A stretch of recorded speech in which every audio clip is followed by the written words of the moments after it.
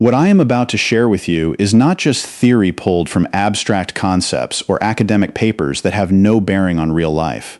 It is a pattern I have observed and researched after years of studying the psychology of highly sensitive people, empaths, and emotional intelligence, a pattern that reveals itself in the lives of countless individuals who have felt different, misunderstood, and overwhelmed by their own sensitivity. And it explains why empaths transform in ways that seem almost supernatural to outsiders, why they undergo changes that appear sudden and inexplicable to those who do not understand the internal journey. If you have ever wondered why you can sense someone's emotional state before they say a word, why you walk into a room and immediately know the emotional atmosphere, why crowded spaces drain you in ways that do not seem to affect others, leaving you exhausted and depleted, or why you sometimes feel physical sensations that mirror what people around you are experiencing, this video will give you the scientific framework to understand what is actually happening beneath the surface. Researchers are only beginning to map the neurological basis of empathic sensitivity, but what they have discovered so far is extraordinary. Studies using functional MRI have shown that empathic individuals often have mirror neuron systems that are more active than average, their brains literally simulating the experiences of others with remarkable intensity. Mirror neurons are the brain's way of simulating others' experiences, allowing us to understand and empathize with what others are feeling. And in empaths, this simulation happens at a level that is both extraordinary and, at times, overwhelming, a gift that can feel like a curse. Today, we are diving deep into why empaths cut people off completely, without any warning at all, a phenomenon that confuses and hurts those on the receiving end, but is actually a necessary act of self-preservation. And what you learn may fundamentally change how you view your gift, transforming your understanding of yourself and your relationships. To understand this fully, we need to examine what the research actually tells us about human behavior and relationships, because the patterns we observe are not random or arbitrary. Studies in social psychology, behavioral neuroscience, and attachment theory all point to the same fundamental truth. Human behavior is far more predictable than most people realize, and understanding these patterns gives you significant advantages in every area of life. Research by Dr. Roy Baumeister on belongingness motivation demonstrates that humans have a fundamental need to connect with others, a drive that is as basic as hunger or thirst. This need is not just psychological, not just a desire for companionship. It is biological, wired into our very being. Social isolation activates the same threat response systems as physical danger, the brain interpreting loneliness as a threat to survival.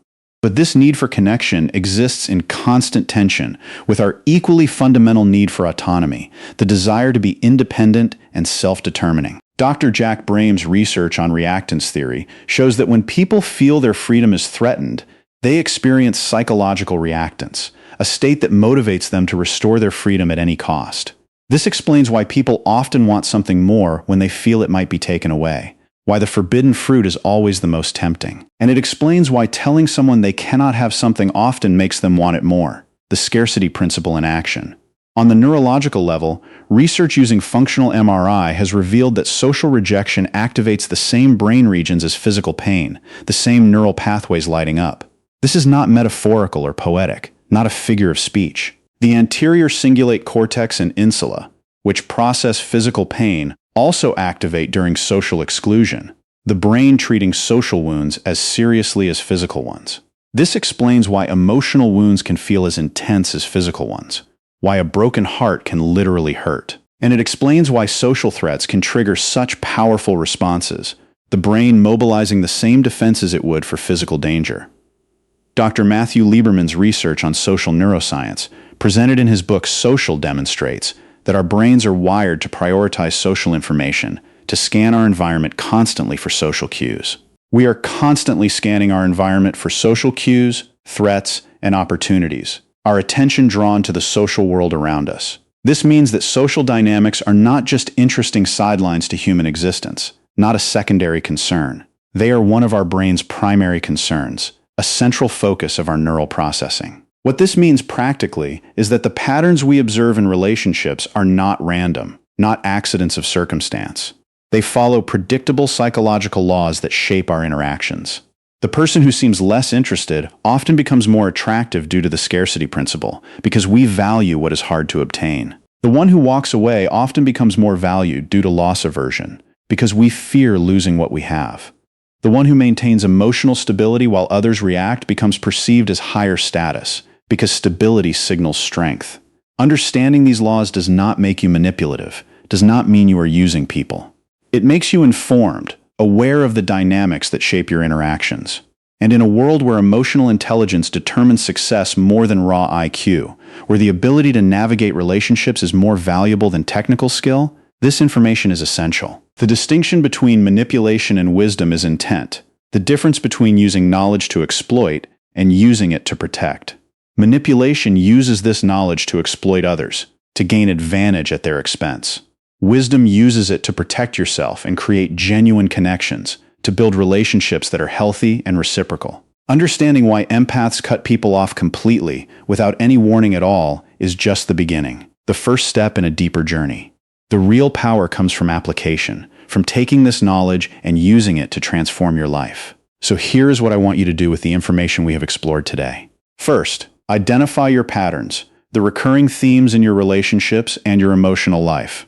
Whether you relate more to the empath's journey, the avoidance struggle, the dynamics of manipulation, or the behaviors we have examined, awareness is your starting point, the foundation upon which everything else is built. Take 5 minutes right now and write down the patterns you recognize in your own behavior and in your relationships, the dynamics that repeat themselves over and over. Be honest, because honesty is the only path to real change. This is for your eyes only, a private record of your journey. Second, practice the pause, the moment of awareness that can change everything. Before reacting emotionally to any situation today, take one breath and ask yourself, is this my old pattern operating, or is this a conscious choice? That single moment of awareness, repeated consistently, changes everything over time because it breaks the cycle of automatic reaction. Third, set one boundary this week, just one small step that asserts your needs. Make it small but meaningful, something you can actually do. Notice how it feels, the emotions that arise. Notice how others respond, their reactions to your new stance. This is your training ground for bigger shifts, the practice that builds your skills. Research on assertiveness shows that skills develop through progressive practice, just like physical muscles, through repetition and consistency. The psychology we have explored today is not just theory, not just abstract ideas. It is a practical toolkit for navigating human relationships more effectively, for understanding yourself more deeply, and for creating the life you actually want. Use it wisely, because knowledge is power only when it is applied. Use it ethically, because true strength is never cruel. And use it to build the connections that deserve your energy, the relationships that nourish rather than deplete. The empath's journey is not easy, is not a path of comfort and ease. It is a journey of transformation, of learning to use your sensitivity as a strength rather than a vulnerability. The unaware empath absorbs everything without protection, overwhelmed by the emotions of others. The overwhelmed empath reaches the breaking point, forced to confront the cost of endless giving. And the integrated empath learns to use their sensitivity as a tool, to feel without being consumed, to care without sacrificing themselves. This is the destination, the place where the empath finally finds balance and power. The integrated empath has learned to set boundaries without becoming cold, to protect themselves without losing their warmth. They have learned to sense emotions without absorbing them, to be aware without being overwhelmed. They have learned to care deeply without sacrificing themselves in the process. This is not about becoming cold or indifferent, not about losing the gift of empathy. It is about maintaining compassion while protecting your own well-being, about honoring your sensitivity while also honoring your need for safety. The research on mindfulness and emotional regulation strongly supports this transformation, showing that it is possible to change your relationship with your emotions. Studies on emotion regulation show that individuals who develop reappraisal skills can experience emotions without being controlled by them, can feel without being overwhelmed. This is the empath's ultimate upgrade, maintaining the gift of sensitivity while gaining the protection of boundaries, keeping the superpower while losing the vulnerability. The integrated empath has learned to honor their sensitivity while also protecting themselves from its downsides, to find the balance that makes their sensitivity a strength rather than a burden. The question is not whether these patterns exist in your life. They do, because they are part of the empath's experience, a fundamental aspect of who you are. The question is what you will do with this knowledge, how you will use it to transform your life. Will you use it to understand yourself better, to make sense of the experiences that have confused you for so long? Will you use it to improve your relationships, to set boundaries that protect your well-being? Will you use it to protect yourself from those who would exploit your natural tendencies, to recognize the signs of emotional manipulation? Will you use it to develop strengths you did not know you had, to grow into the person you are meant to be? The path forward starts with honest self-assessment, a willingness to look at yourself clearly and without judgment. Where do you see yourself in what we have discussed today? Are you in phase 1, still unaware of the patterns that are shaping your life, still absorbing everything without protection? Are you in phase 2, overwhelmed and struggling to find your footing at the breaking point of your endurance? Or are you beginning to move into phase 3, learning to integrate your sensitivity with healthy boundaries, finding the balance you have been seeking? What patterns resonate with your experience? What aspects of this journey feel familiar to you? What parts of the empath's path have you walked? What dynamics have you observed in your own relationships? The patterns that repeat themselves over and over, the cycles you cannot seem to escape. And more importantly, what is one thing you can do differently starting today? One small change that can set you on a new path? One step toward the integrated empath you are meant to become? The research on behavior change shows that small, specific commitments are far more effective than grand resolutions, that incremental progress is more sustainable than dramatic transformation. Do not try to transform everything at once, because that approach often leads to burnout and disappointment, to giving up when the changes do not come quickly enough. Pick one insight from this video, one idea that resonated with you, one truth that struck a chord, one pattern to watch for, one behavior that you recognize in yourself, one dynamic you want to change, one behavior to modify, one small adjustment that can make a difference in your life. And start there, because that is where real change begins, in the small steps that build into a new life. Remember, knowledge without action is just entertainment, a pleasant diversion that does not change anything. But knowledge with consistent action is genuine transformation, a shift that reshapes your life from the inside out. You now have the knowledge, the understanding of the phases and patterns that shape the empath's journey, the science behind your sensitivity. The next move is entirely yours, because no one can make this journey for you. Choose wisely, because your choices will determine your future, will shape the person you become. If this resonated with you, subscribe to Human Behavior Intelligence, because this channel exists to help you understand yourself and others on a deeper level, to provide the insights you need to grow. Every video combines research-backed psychology with practical insights you can actually use, bridging the gap between theory and practice. The next video drops soon, and you will not want to miss it, because it will take you even deeper into the fascinating complexity of human behavior. Until then, stay observant, stay curious, and never stop learning about the fascinating complexity of human behavior, because the more you understand, the more you can grow. And remember, your sensitivity is not a weakness.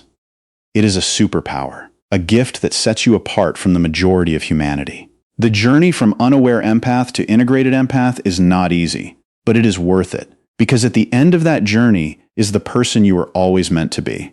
The person who feels deeply but is not controlled by their feelings, who experiences the full range of emotion without being overwhelmed by it.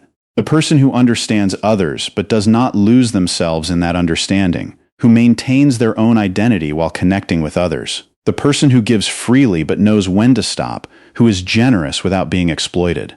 The person who has finally found the balance that makes their sensitivity a strength rather than a burden, who has integrated their gift with wisdom. That person is waiting for you, and the path to becoming them is the 3 hidden phases of empathic development.